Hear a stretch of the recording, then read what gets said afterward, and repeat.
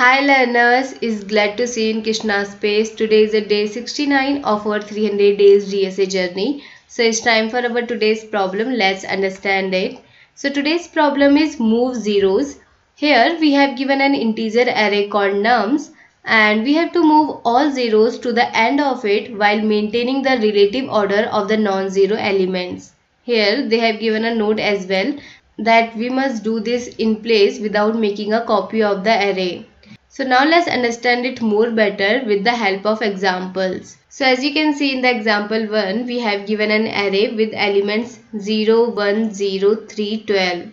And in the output they have written 1, 3, 12, 0, 0. So basically they have moved all zeros at the end of the array.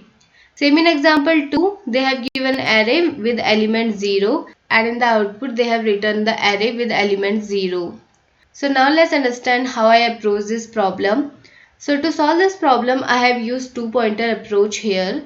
And in this, we are not going to put zeros at the end of my array. Rather, we are going to put non-zero elements at the starting of my array. So now let's take the example 1 to understand this more better. So my two variables I and j will going to denote zero element in my array. Basically, they are going to denote at the zeroth position. And as I said, when 0 will come, so we are not going to do anything. So now my j will going to be increment and will denote 1. So as we can see, it is non-zero element. So that means we are going to swap the elements denoted by I and j. And I currently denoting the element 0 and j is denoting the element 1. So we are going to swap them and now my 1 will be at 0th position and my 0 will be at first position. And then we are going to increment our I. So now my I will going to denote the first position. Thereafter my j will going to denote 0. So as I said, we are not going to do anything. So we will move forward. And now my j will denote 3.